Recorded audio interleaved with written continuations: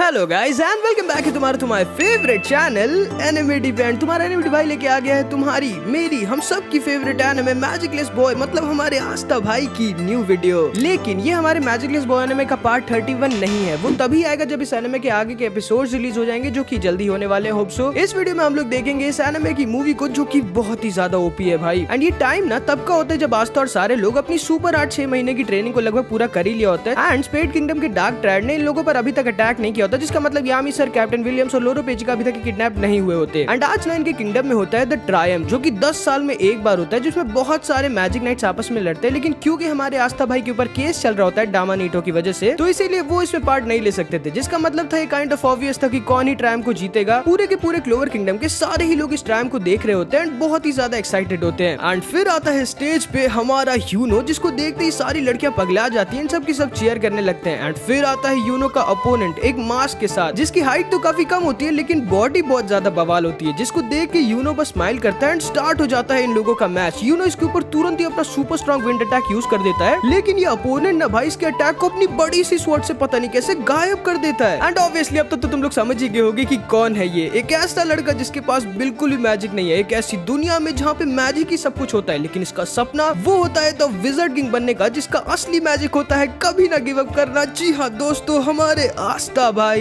अरे तुम्हारी स्वॉर्ड तो तुमसे ही बड़ी है छोटू। जिसको सुनकर आस्था बस स्माइल करता है एंड ये दोनों तैयार होते हैं एक दूसरे से लड़ने के लिए। लेकिन हम लोग इन लोगों की लेजेंडरी फाइट को नहीं देख पाते, क्योंकि तभी वहाँ पर 4 लोग आ जाते हैं, जो कि कोई ऐरे गहरे क्रिमिनल्स नहीं बल्कि द विज़र्ड किंग के पहले के विज़र्ड किंग्स होते हैं भाई। मतलब समझ रहे हो ना, हद से ज्यादा स्ट्रॉन्ग। एंड तभी हम देखते हैं ये प्रीवियस विज़र्ड किंग, जिसका नाम जेस्टर होता है, ये अपने सुपर स्ट्रॉन्ग बैरियर मैजिक का यूज करता है एंड इस पूरे के पूरे स्टेडियम को घेर लेता है। एंड तभी ये विज़र्ड किंग कॉनराड बोलता है टाइम आ चुका है इस दुनिया को फिक्स करने का। एंड तभी भाई ये बाहर निकालता है अब तक का strongest magical weapon sword of the god Elstosia को। एंड इसका यूज करके ना ये यहाँ जितने भी लोग थे उन सब की मैजिकल पावर को अपनी स्वॉर्ड में अब्सॉर्ब करने लगता है। एंड इधर ये वाली विज़र्ड किंग प्रिंस अपने मैजिक सोल्जर्स को समन कर देती है, जो इन सब पर अटैक कर देते हैं। एंड तभी इधर हम देखते हैं कॉनराड हमारे विज़र्ड किंग सर जूलियस के पीछे आ जाता है एंड कहता है हेलो जूलियस, याद तो हूं ना मैं तुम्हें, sir Conrad. And wizard king ये जानते थे कि कॉनराड कितना ज्यादा खतरनाक और स्ट्रॉन्ग है। एंड अब हम आज से 10 साल पहले के सीन को देखते हैं, जब कॉनराड को ये एल्स्टोसिया मिल गई थी। एंड ये ना स्वॉर्ड इतनी ज्यादा ओपी होती है कि ये लोगों के मैजिक के साथ साथ उनकी सोल्स को भी स्टोर करके रख सकती है। एंड इस स्वॉर्ड के अंदर ना भाई द फर्स्ट विज़र्ड किंग लुमिरे और हमारे अभी के विज़र्ड किंग सर जूलियस के अलावा बाकी सारे विज़र्ड किंग और बहुत सारे लोगों की सोल्स और मैजिक इसके अंदर स्टोर होते हैं, जिसका यूज कॉनराड कर सकता है। एंड इस कॉनराड की मैजिक पावर बहुत ही ज्यादा ब्रोकन होती है। एंड भाई ये अकेले होने के बावजूद ना इन सारे के सारे क्लोवर किंगडम के कैप्टन्स और सर जूलियस को अकेले संभाल रहा था। एंड इन कैप्टन्स को तो ना बहुत ही गंदा बजा रहा था। जूलियस तुम्हें समझना होगा, मैं जो कर रहा हूँ वो इस दुनिया की भलाई के लिए है। एंड तभी सर जूलियस जब ये समझ जाते हैं कि इन्हें जल्दी कॉनराड को रोकना होगा और इनके पास अब कोई ऑप्शन नहीं बचा है, तो सर जूलियस कॉनराड को अपने टाइम मैजिक में सील करके पकड़ लेते हैं। आज तो शायद तुमने मुझे रोक लिया जूलियस, लेकिन मैं वापस जरूर आऊंगा। एंड तभी विज़र्ड किंग इसको सील कर देते हैं, क्लोवर किंगडम का अगला विज़र्ड किंग बन जाते हैं। लेकिन जब लाइट ने विज़र्ड किंग को मार दिया था ना, तब इनकी वो सील भी टूट गई थी, जिस वजह से कॉनराड वापस से रियल वर्ल्ड में आ गया था। एंड फिर इधर हम इस प्रिंसिया को देखते हैं, जिसके पास ना अनलिमिटेड मैजिक होता है। एंड ये जितने चाहे उतने सुपर स्ट्रॉन्ग सोल्जर्स को बना सकती थी, जो सोल्जर्स इन सब पर अटैक कर रहे होते हैं। लेकिन तभी इन सबको बचाने के लिए हमारे आस्था भाई और ये सारे लोग मैदान पर उतर जाते हैं। एंड फिर इधर हम देखते हैं कॉब के मैजिक से ये सारे लोग यहाँ से सिविलियंस को सेफली निकालने लगते हैं। ओए आस्था, हमें उसे हराना होगा जो इन सारे मैजिक सोल्जर्स को बना रही है, और उसे भी जिसकी स्वॉर्ड पता नहीं कैसे हम लोग के बहुत सारे मैजिक को कंटिन्यूअसली अब्सॉर्ब कर रही है। ये सारे के सारे लोग मिलकर इन सारे सोल्जर्स को हरा रहे होते हैं, लेकिन ये सोल्जर्स खत्म ही नहीं हो रहे थे। एंड तभी आस्था के सामने ये तीनों विज़र्ड किंग प्रिंसिया, जेस्टर और एडवर्ड आ जाते हैं। एक मिनट, इस लड़के के अंदर तो कोई मैजिक पावर ही नहीं है, फिर ये आखिर मेरे सोल्जर्स को हरा कैसे पा रहा है? ओए तुम तीनों नीचे आओ जरा, तुम तीनों की बैंड बजानी है मुझे। ये लड़का तो काफी बदतमीज और बेवकूफ है। एंड तभी जेस्टर आस्था के ऊपर अपने बैरियर बॉम्ब से अटैक कर देता है, जिसे आस्था आसानी से खत्म कर देता है। ये कैसे हो सकता है? एंड फिर इधर हम कॉनराड को देखते हैं। अब मुझे कोई नहीं रोक सकता जूलियस, मैंने इन तीनों को एल्स्टोसिया और अपने मैजिक से वापस से रिवाइव कर दिया, और इन सब का भी वही मिशन है जो मेरा है, दुनिया को बदलना, सुधारना। एंड तभी ना भाई मार्क्स इसके ऊपर अटैक कर देता है। ओह तुम्हारा मैजिक तो काफी काम का है। एंड तभी ना कॉनराड जाके भाई इसके मैजिक को ही चुरा लेता है। एंड इसका ना मैजिक पावर होता है दूसरों के मैजिक को चुरा लेना। एंड अब तो क्योंकि इसके पास एल्स्टोसिया भी होती है, तो ये ना समझ लो इसमें पूरी दुनिया का सबसे स्ट्रॉन्गेस्ट कैरेक्टर है। ये सारे और यूनो इन लोगों पर अटैक कर देते हैं, लेकिन ये सारे विज़र्ड किंग को कहाँ ही हरा सकते थे। लेकिन तभी वहाँ पर हमारे यामी सर और ये सारे लोग भी आ जाते हैं। एंड यामी सर ना आस्था और विज़र्ड किंग को लेके कोने में आ जाते हैं। आखिर ये सारे लोग हैं कौन यामी सर? गधे, तुम इन सबको भी नहीं जानते? आखिर हम इन लोगों को रोकेंगे कैसे जूलियस? हमें कुछ भी करके कॉनराड को रोकना देखना होगा, क्योंकि अगर वो अपने प्लान में सक्सेसफुल हो गया तो ये पूरा किंगडम तबाह हो जाएगा। यामी, तुम्हें तुरंत ही हमारे सीक्रेट रिसर्च लैब जाना होगा, वहीं पे शायद एक लौता ऐसा वेपन है जो कॉनराड और एल्स्टोशिया को रोक सकता है। नहीं, मैं नहीं जा सकता, मुझे यहाँ पे और भी लोगों को बचाना है। सुनो गधे, तुम जाओ लैब और उस वेपन को लेके आओ। लेकिन तभी एडवर्ड इन लोगों के ऊपर अपने आइस मैजिक से अटैक कर देता है। और हाँ, मरना मत गधे, वरना मैं तुम्हें मार डालूंगा। एंड तभी ये तीनों वहाँ से किसी तरह निकल जाते हैं। एंड इधर हम देखते हैं यूनो और मैक्स साथ में मिलकर जेस्टर से लड़ रहे होते हैं, लेकिन जेस्टर ना कुछ ज्यादा ही ओवर पावर्ड होता है। ओह, मैं देख सकता हूँ तुम तीनों काफी स्ट्रॉन्ग हो गए हो। हाँ, लेकिन आप अभी भी उतने ही बेवकूफ हो। क्यों? आपको समझना होगा कि आप पागल हो गए हो। मैं जानता हूँ, लेकिन शायद तुम ये नहीं जानते कि पागल लोगों में हिम्मत होती है इस दुनिया को बदलने की। अब आओ देखते हैं कौन रोक पाएगा मुझे जब मेरे पास मेरी ये स्वॉर्ड है। एंड तभी ना भाई कॉनराड अपने मैजिक और स्वॉर्ड का यूज करता है एंड इस पूरे के पूरे कैसल को हवा में उड़ा देता है। एंड जेस्टर ना इस पूरे कैसल को अपने बैरियर मैजिक के अंदर घेर लेता है। एंड इसका प्लान ना भाई सच में पागलों वाला होता है, समझ लो। ये ना अपनी स्वॉर्ड और अपने मैजिक का यूज करके क्लोवर किंगडम के सारे लोगों को मारने वाला होता है। एंड फिर ना ये खाली अच्छे लोगों को वापस से एल्स्टोशिया का यूज करके जिंदा करेगा, जिससे क्लोवर किंगडम में सिर्फ और सिर्फ अच्छे ही लोग बचेंगे। एंड भले ये प्लान थोड़ा इम्पॉसिबल लग रहा होगा, लेकिन ये एल्स्टोशिया और हद से ज्यादा मैजिक की हेल्प से ये कर सकता था भाई। एंड फिर इधर हम देखते हैं ये तीनों इधर सीक्रेट रिसर्च लैब में आ जाते हैं सीक्रेट वेपन को लेने के लिए, जिसका यूज करके शायद ये लोग कॉनराड को फिर से सील कर पाएंगे। नेरो भी यहीं पर थी, जो इन सबको बहुत ही ज्यादा डीप अंडरग्राउंड उस वेपन के पास लेकर जाने लगती है। एंड ये ना इन्हें बताती है कि ये सीक्रेट रिसर्च लैब बहुत ही ज्यादा सिक्योर और सेफ है, और ये भी कि कॉनराड और बाकी के 3 विज़र्ड किंग कितने ज्यादा खतरनाक और स्ट्रॉन्ग है। एंड ये लोग ना जैसे ही सीक्रेट रिसर्च लैब के सबसे डीप सबसे सिक्योर कमरे में आ जाते हैं, जहाँ पे एक चींटी तक इनकी मर्जी के बिना नहीं आ सकती, वहाँ पर इन्हें दिखता है कॉनराड। तुम लोगों को सच में लगा था कि तुम लोग इससे मुझे सील कर पाओगे? एंड असल में जैसा कि तुम्हें याद होगा, कॉनराड ने मार्क्स की मेमोरी मैजिक को चुरा लिया था, जिसका यूज करके इसने विज़र्ड किंग से पहले इनके प्लान और इस वेपन के बारे में पता कर लिया था, इसीलिए ये पहले ही यहाँ पर आ गया। एंड ये वेपन इसके ऊपर किसी काम का था ही नहीं, इतना ज्यादा स्ट्रॉन्ग हो गया है। एंड इससे पहले ना भाई कि आस्था अपनी स्वॉर्ड निकालता, कॉनराड इन तीनों को निपटा देता है एंड आस्था को तो ये सील कर देता है। एंड इसे ना असल में मार्क्स के मैजिक की वजह से इन सब और सारे के सारे मैजिक नाइट्स के बारे में सब कुछ पता चल चुका होता है। ये भी कि आस्था के पास डीमन एंटी मैजिक और नेरो के पास सील मैजिक। तुम लोगों को ये समझना होगा,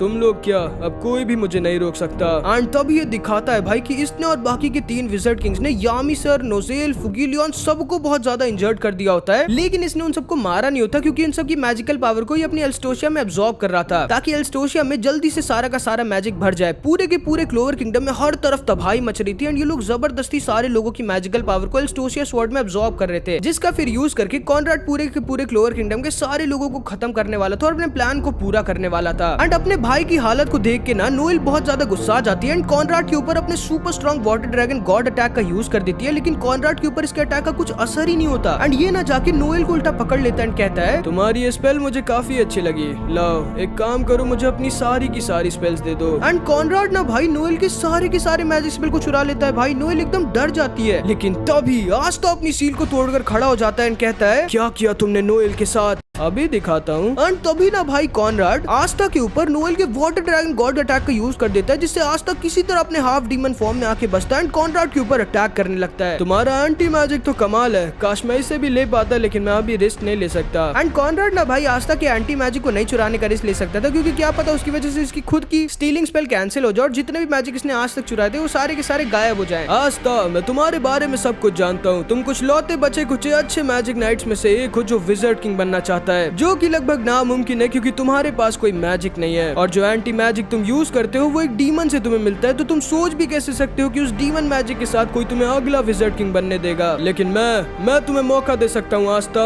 मेरे साथ हाथ मिला लो और मैं तुम्हें मेरी नई दुनिया का विज़र्ड किंग बना दूंगा। बिल्कुल नहीं, मैं क्लोवर किंगडम के करोड़ों लोगों की जान को कुर्बान करके अगला विज़र्ड किंग नहीं बनने वाला। करोड़ों लोग तो मरेंगे, लेकिन सिर्फ वो जो बुरे हैं, तुम्हारे और मेरे जैसे अच्छे लोगों को कुछ नहीं होगा आस्था। मैं उन सबको वापस से एल्स्टोशिया का यूज कर जिंदा कर दूंगा। कल सुबह होने से पहले मैं इस किंगडम को बदल दूंगा, एक ऐसा किंगडम जिसमें सिर्फ अच्छे लोग होंगे। चुप रहो, तुम पागल हो। विज़र्ड किंग सबकी जान को बचाता है, चाहे वो अच्छे हो या बुरे। मैं तुम्हें किसी को कुछ भी नहीं करने दूंगा। एंड तभी आस्था इस पर अटैक कर देता है। तुम सच में बेवकूफ हो, मरो फिर। एंड तभी ना भाई कॉनराड गुस्सा आ जाता है एंड आस्था के ऊपर चारों तरफ से अपने मैजिक अटैक्स लॉन्च कर देता है, जिसे आस्था ऑब्वियसली रोक नहीं पाता एंड आस्था बहुत ज्यादा इंजर्ड हो जाता है। आस्था, तुम्हें समझना होगा कि तुम कभी विज़र्ड किंग नहीं बन सकते, तुम्हें बनने ही नहीं दिया जाएगा, क्योंकि क्योंकि तुम्हारे अंदर मैजिक नहीं बल्कि एक डीमन का एंटी मैजिक है। मेरे साथ हाथ मिला लो आस्था, मैं ऐसे तुम्हें मार के तुम्हारे एंटी मैजिक को बर्बाद नहीं करना चाहता। लेकिन तभी आस्था बोलता है, किसने कहा कि मैं विज़र्ड किंग नहीं बनूंगा? हाँ, और मेरे पास मैजिक नहीं है? तुम देखना,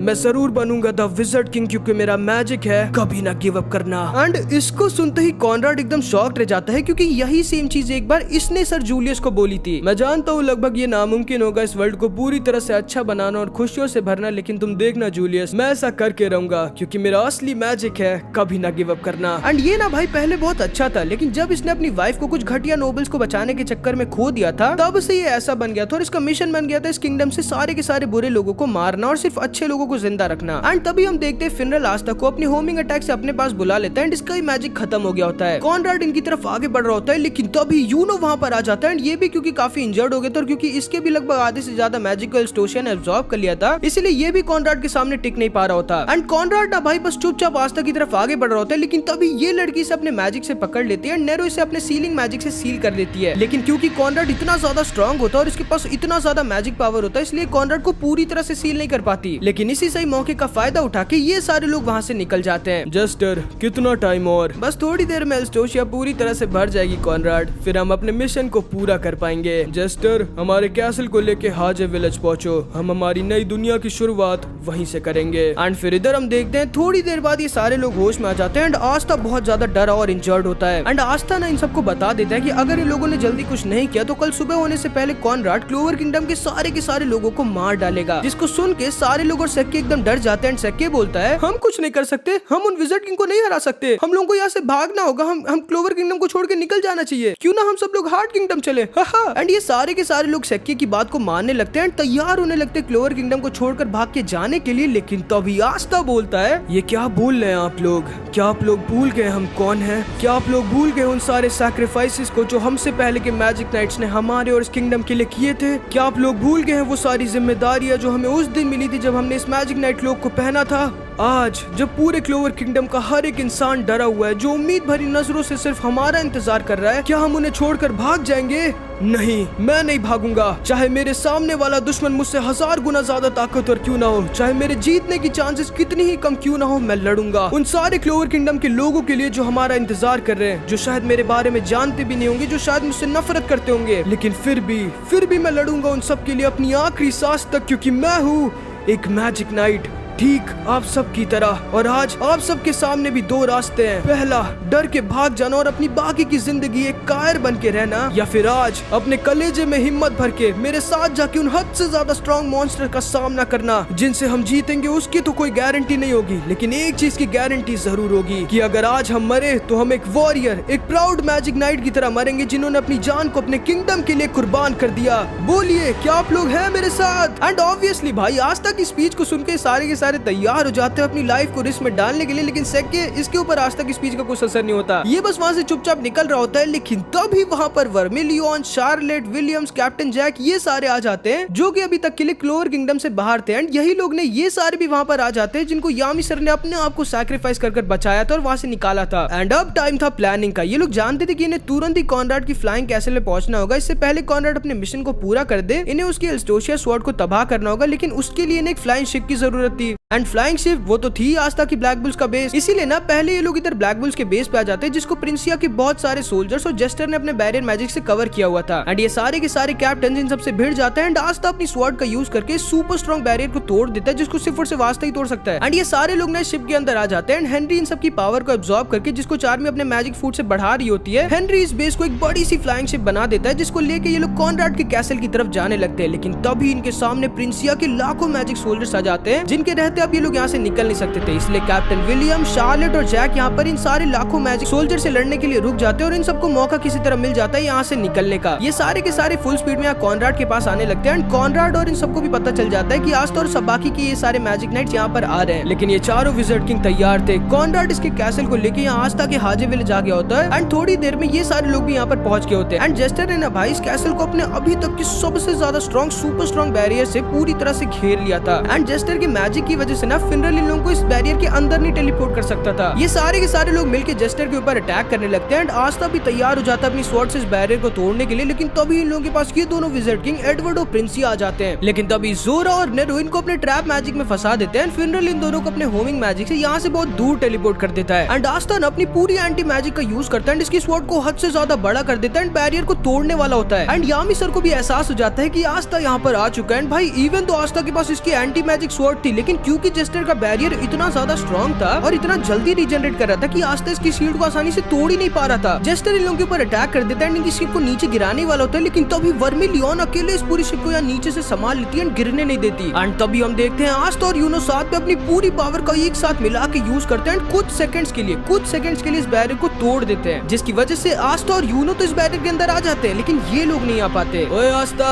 हारना मत। एंड अब आस्था को कॉनराड दिखता है जो कि आस्था का ही वेट कर रहा होता है। जेस्टर इन लोगों के ऊपर अटैक कर देता है, लेकिन यूनो इससे भिड़ जाता है एंड आस्था से कहता है जाओ आस्था तुम कॉनराड को रोको, मैं इसे संभालता हूँ। एंड यूनो ना भाई अपने स्पिरिट डाइव में ट्रांसफॉर्म हो जाता है एंड तैयार हो जाता है अकेले एक विज़र्ड किंग से लड़ने के लिए। एंड आस्था इधर कॉनराड की तरफ आने लगता है। तो तुम आ ही गए, मैं तुम्हारा इंतजार कर रहा था आस्था। एंड इधर हम देखते हैं इनके प्लान के मुताबिक ताकि ये दोनों विज़र्ड किंग वापस ना आ जाए, इसलिए फिनरल पूरी की पूरी ब्लैक बुल स्क्वाड को एडवर्ड के पास भेज देता है एंड वर्मिलियन को इधर अकेले प्रिंसिया के पास प्रिंसिया से लड़ने के लिए। बेवकूफ, तुम्हें लगता है तुम यहाँ मुझे अकेले रोक के रख सकती हो? किसने कहा मैं तुम्हें यहाँ रोकने आई हूँ? मैं तुम्हें यहाँ हराने आई हूँ। एंड इधर हम देखते हैं यूनो अकेले पूरी जान लगा के लड़ रहा होता है, लेकिन ऑब्वियसली भाई इसके सामने एक टाइम का विज़र्ड किंग था जो यूनो को बहुत गंदा बजा रहा होता है। लेकिन तभी यूनो बोलता है काफी देर लगा दी आप लोगों ने। एंड तभी वहाँ पर यामी सर और ये दोनों भी कैप्टन आ जाते हैं। हाँ मेरा थोड़ा आराम करने का मन था, अब आओ इसकी बैंड बजाते हैं। एंड भले भाई एल्स्टोशिया ने इन तीनों कैप्टन की बहुत ज्यादा मैजिक पावर को अब्सॉर्ब कर लिया था, लेकिन फिर भी ये तीनों यूनो के साथ मिलकर जेस्टर से लड़ जाते। लेकिन भाई जेस्टर ना क्योंकि कुछ ज्यादा ही स्ट्रॉन्ग था, इसीलिए ना ये सारे मिलके भी जेस्टर को हरा नहीं पा रहे होते। एंड फिर इधर हम देखते हैं एडवर्ड ने ना भाई अपने माना जोन का यूज कर दिया होता है और इन सबको अपने आइस मैजिक से जमा दिया होता है और एक आइस मॉन्स्टर को भी समन कर दिया होता है। तुम बच्चों को समझ क्यों नहीं आ रहा? हम लोग जो कर रहे हैं वो इस किंगडम की भलाई के लिए कर रहे हैं। एंड फिर इधर हम देखते हैं वर्मिलियन को प्रिंसिया ने बहुत ज्यादा इंजर्ड कर दिया था, लेकिन तभी वर्मिलियन भी अपने माना और कैल्डियस ब्रैकियम का यूज कर देती है। अब ना भाई प्रिंसिया को इसके साथ फाइट में मजा आने लगती है। एंड फिर इधर हम देखते हैं जेस्टर ने इन सबको बहुत ज्यादा इंजर्ड कर दिया होता है एंड यामी सर ही होते हैं जो इसे थोड़ा बहुत टक्कर दे पा रहे होते हैं, लेकिन तभी यूनो भाई अपने स्पिरिट स्वॉर्ड का यूज कर देता है एंड जेस्टर के ऊपर अपनी पूरी ताकत के साथ अटैक करने लगता है एंड जेस्टर को भी इस फाइट में मजा आने लगती है। इन सब की फाइट बहुत ज्यादा खतरनाक हो रही होती है। एंड फिर इधर हम देखते हैं ये दोनों एक दूसरे के आमने सामने होते हैं। कॉनराड ने चारों तरफ से आस्था पर अटैक कर दिया होता है। तुमने बहुत देर कर दी आस्था,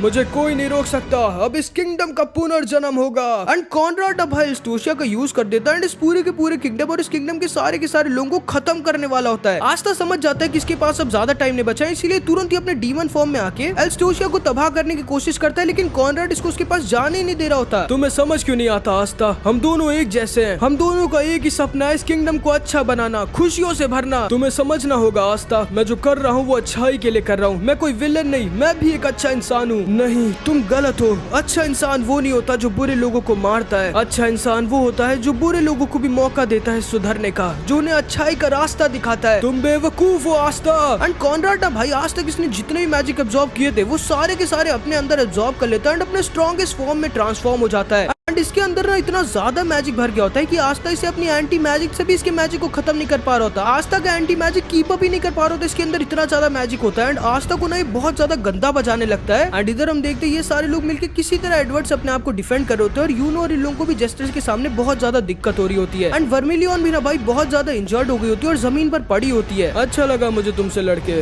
वर्मिलियन। एंड प्रिंसिया वहाँ से जाने लगती है, लेकिन तभी वर्मिलियन बोलती है लड़ाई अभी खत्म नहीं हुई है। एंड वर्मिलियन भाई अपने नए स्ट्रॉन्गेस्ट फॉर्म हेलफायर इनकार्नेट में ट्रांसफॉर्म हो जाती है एंड भाई ये प्रिंसिया को टक्कर देने लगती है। एंड फिर इधर हम देखते हैं यामिस और ये सारे कैप्टन भी साथ में अपने अटैक्स को कंबाइन करके जेस्टर को थोड़ा बहुत इंजर्ड कर देते हैं। एंड यूनो भी भाई इसके ऊपर अपने विंड स्लैश का यूज कर देता है एंड इसे थोड़ा इंजर्ड कर देता है। एंड ये लोग भी ना भाई फाइनली किसी तरह जेस्टर को टक्कर देने लगते हैं, लेकिन इधर आस्था बहुत ज्यादा गंदा पिट रहा होता है। ध्यान से देखो आस्था, ये है एक विज़र्ड किंग की पावर। एंड आस्था ना भाई बहुत ज्यादा इंजर्ड हो गया होता है, लेकिन ये जानता था कि ये हार नहीं मान सकता, इसे स्वॉर्ड को हटाना ही होगा, वरना क्लोवर किंगडम तबाह हो जाएगा और सारे के सारे लोग मारे जाएंगे। आस्था, तुम बेवकूफ हो अगर तुम्हें लगता है कि तुम विजर्ड किंग बनके इस किंगडम के सारे लोगों को सुधार दोगे और हर किसी को खुशियों से भर दोगे। अगर ये इतना ही आसान होता तो जूलियस क्यों नहीं कर पाया ये, लुमिरे क्यों नहीं कर पाया ये? मैं बताता हूँ, क्योंकि वो वीक थे, लेकिन मैं स्ट्रांग हूँ। मैं ऐसा करने जा रहा हूँ। मैं इस किंगडम को ऐसा बनाऊंगा जिसमें सिर्फ और सिर्फ अच्छे लोग रहेंगे, सारे लोग खुश होंगे। मैं हूँ एक असली विजर्ड किंग। लेकिन तभी आस्था बोलता है, नहीं,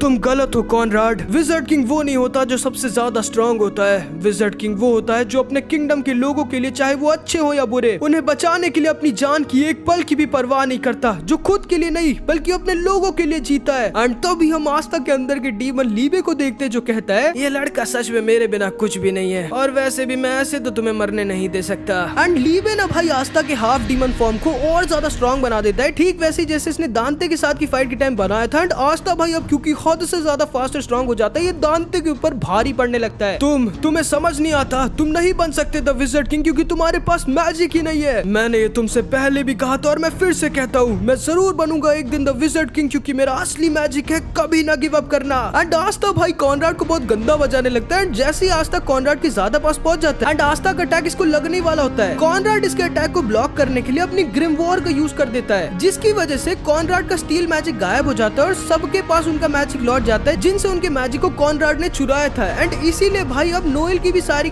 स्पेल वापस आ जाती है। नोएल तुरंत ही अपने वाटर वैल्करी आर्मर में ट्रांसफॉर्म हो जाती है। एंड फिर ना भाई ये सारे के सारे एक साथ मिलके इस एक टाइम के विजर्ड किंग एडवर्ड को हरा देते हैं, दिखा देते हैं ब्लैक बुल्स किसी से कम नहीं। एंड इधर आस्था भी तैयार होता है अपने फाइनल अटैक को यूज करने के लिए। याद रखना कॉनराड, एक दुनिया जिसमें सारे लोग अच्छे और खुश हो, वो कभी सारे बुरे लोगों को खत्म करके नहीं बनाई जा सकती।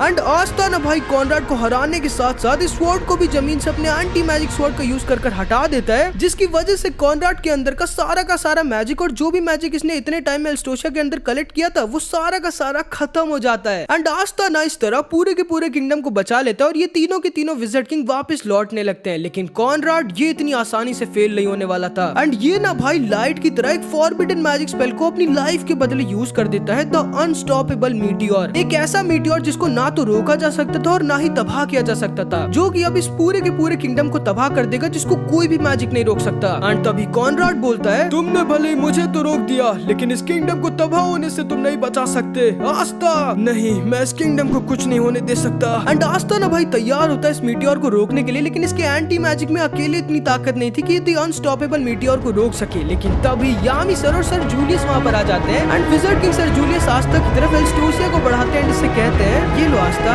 इसकी तुम्हें जरूरत पड़ेगी। एंड जैसे ही आस्था भाई स्वॉर्ड को पकड़ता है, यामी सर, विजर्ड किंग, फिनल के मैजिक से ये सारे के सारे लोग एल्स्टोशिया में अपने मैजिक को भरने लगते हैं। एंड एल्स्टोशिया के अंदर ना बहुत ज्यादा मैजिक भर जाता है, इतना कि आस्था का एंटी मैजिक स्वॉर्ड तक इतने सारे मैजिक को तुरंत ही खत्म नहीं कर पा रहा होता, बहुत टाइम लग रहा होता है खत्म करने में। इसीलिए जिंदगी में पहली बार एल्स्टोशिया और इसके डीमन की वजह से आस्था के अंदर एंटी मैजिक के साथ साथ मैजिक भी पैदा होता है भाई। एंड आस्था ना भाई अभी तक के अपने strongest half demon half spirit form में ट्रांसफॉर्म हो जाता है, जिसमें इसके आधे शरीर में एंटी मैजिक पैदा होता है और आधे शरीर में मैजिक। जाओ आस्था, बचा लो इस दुनिया को। एंड आस्था भाई इस मीटियोर की तरफ उड़ जाता है इसे रोकने के लिए। एंड तभी कॉनराड चिल्ला के बोलता है, आस्था, तुम्हें समझना होगा, इस किंगडम को कोई नहीं बदल सकता। मुझे इस किंगडम को खत्म करने दो, मुझे सारे लोगों के दुख को खत्म करने दो। नहीं कॉनराड, मैं तुमसे वादा करता हूँ, मैं इस दुनिया को बदलूंगा, मैं इस दुनिया को खुशियों से भर दूंगा, इस दुनिया से सारा भेदभाव खत्म कर दूंगा जब मैं बनूंगा द विजर्ड किंग। एंड आस्था ना भाई अपने एंटी मैजिक से इस मीटियोर के फॉरबिडन स्पेल को कैंसिल कर देते हैं, जिससे अब इसे तबाह रोका जा सकता था। एंड अपनी एल्स्टोशिया स्वॉर्ड में छोड़ सारे मैजिक का यूज करके इस मीटियोर को तबाह कर देता है भाई। एंड तभी हम देखते हैं कॉनराड की वाइफ का पेंडेंट टूट जाता है। एंड तभी अब इसे समझ में आ जाता है कि शायद सच में गलत कर रहा था, शायद सच में बस इस पूरे के पूरे किंगडम को सिर्फ अपनी वाइफ के लिए तबाह करना चाहता था, उसे सुधारने के लिए नहीं। एंड भाई जब कॉनराड अपने सामने आस्था को देखता है तब इसे लगता है कि शायद सच में आस्था वो कर देगा, शायद सच में आस्था इसके सपने को पूरा कर देगा। इसलिए मरने से पहले बस एक चीज कहता है, प्लीज आस्था, विजर्ड किंग जरूर बनना। एंड तभी हम देखते हैं ये एस्टोसिया स्वॉर्ड भी टूट जाती है एंड हमारे आस्था भाई ने इस पूरे के पूरे क्लोवर किंगडम को बचा लिया होता है। एंड ऊपर से आप अपने पूरे किंगडम को देख रहे होते हैं, वो किंगडम जिसका विजर्ड किंग बनने का सपना होता है हमारे आस्था भाई का। एंड अब क्या आस्था द विजर्ड किंग बन पाएगा वो तो हमें आगे पता चलेगा। एंड यहाँ पर हमारी एनिमे की मूवी खत्म हो जाती है। ये रहे मेरे कुछ प्यारे प्यारे चैनल मेंबर्स, अगर तुमको भी ऐसी शाउट आउट चाहिए तो तुम मेरी मेंबरशिप ले सकते हो। एंड प्लीज भाई बार बार मत कहा करो मैजिकलेस बॉय का नेक्स्ट पार्ट कब आएगा, मैं खुद लाना चाहता हूँ, लेकिन नेक्स्ट एपिसोड रिलीज तो होने दो भाई। तो बस इस वीडियो में इतना ही। आई होप कि तुमको वीडियो अच्छी लगी होगी। इस वीडियो के कमेंट टारगेट रखते हैं 2000 कमेंट, तो कुछ भी कमेंट जरूर से कर देना। मिलते हैं अगली वीडियो में, तब तक के लिए अपना ख्याल रखना, अपने एनिमेटी भाई को सपोर्ट करते रहना और जो भी वीडियोस मैं डाल रहा हूँ उन्हें भी देखा करो भाई। मैं सारी अच्छी वीडियोस डालता हूँ, तुम तो जानते हो, बस थोड़ा टाइम लग जाता है, ये मैं जानता हूँ, सॉरी उसके लिए। खैर मिलते हैं अगली वीडियो में, कितनी बार कह रहा हूँ मैं लाइन। खैर मिलते हैं अगली वीडियो में, तब तक के लिए अपना ख्याल रखना, बाय बाय।